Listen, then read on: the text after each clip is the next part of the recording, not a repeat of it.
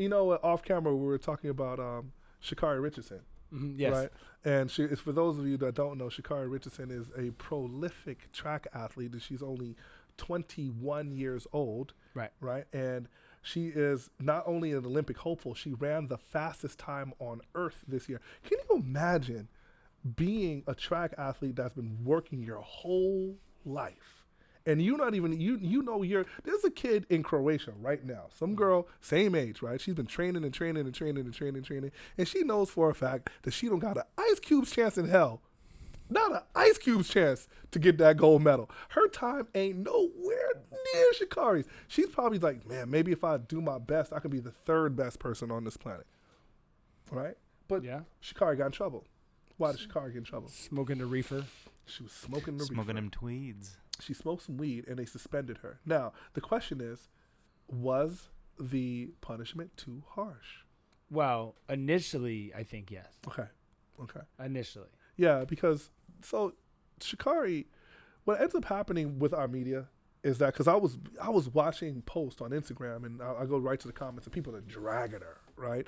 And they're really talking shit. And I'm thinking about it like, man, this kid, 21 years old, 3 years prior, was in high school, and everybody's, talking shit about her like they have the greatest judgment on earth. These are the same people with their lives are completely fucked up, and they got something negative to say about someone that makes a mistake. And I'm like, yo, cut it out, man. Look, if you look at your decision-making process at 21 versus your decision-making process at 31, that's two completely different humans. Is she from Cali? No, she's from Louisiana, I think, if I'm not mistaken. I know she's running at LSU. Listen, I get that, but she has coaches, she has teammates, she has parents, and other supporting factors that should have guided her away from this and backhanded her upside the head about this type of activity. Yeah, I think that explanation is too simple. Because it is that simple. When she was being interviewed, she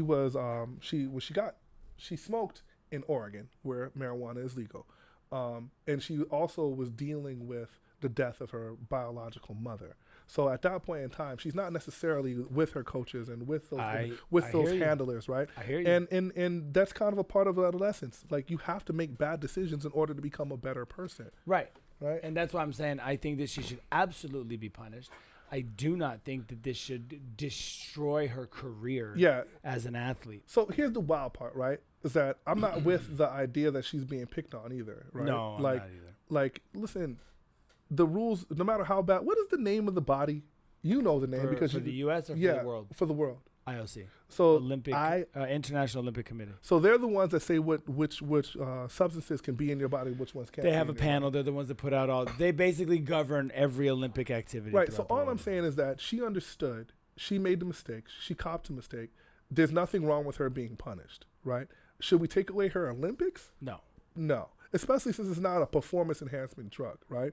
So, I mean, from my understanding, she got a 30-day suspension, which will qualify her for the Olympics, qualify her for her to run in her event. And the worst part about this shit is, if she didn't run in the open 100, she could have still been on the 4x4. That bothered me. Or the 4x1 relay team, because that's done by times, right? Because when she qualified, she came back with a dirty test, but she didn't run the 4x1 because the committee just picks them, right? So she still would have got a gold medal, but she wouldn't have gotten the gold medal in the open 100 because the hope is that she's going to break Florence Griffin-Joyner's record. Right. FloJo's record has been around forever.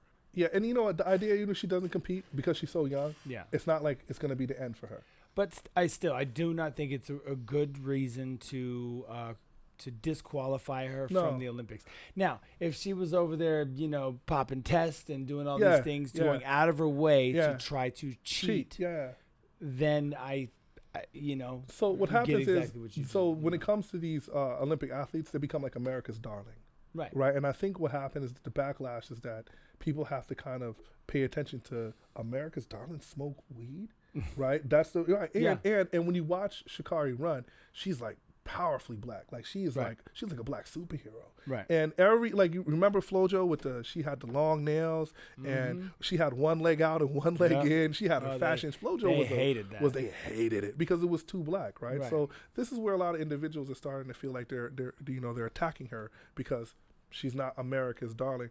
There's another athlete, and this is my thing, right, is that Allison Felix is the most decorated, the most current decorated female sprinter. And Allison Felix is 34 or 35 years old. Right. So what I'm saying here is, and Allison didn't win. She didn't win. I don't know if she qualified, but she's still competing. All I'm saying is that Sha'Carri's got a long time to be kicking everybody's ass. Right. And, you know, especially in the Olympics, she's got a few more Olympics left in her. But, you know, hopefully I was right with the 30 days. I was right about Bill Cosby, y'all. Yes, I was. I said my boy Bill. Go back an episode. Go back. I said my boy Bill's coming home. And he's home.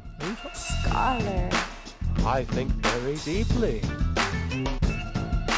Sinner.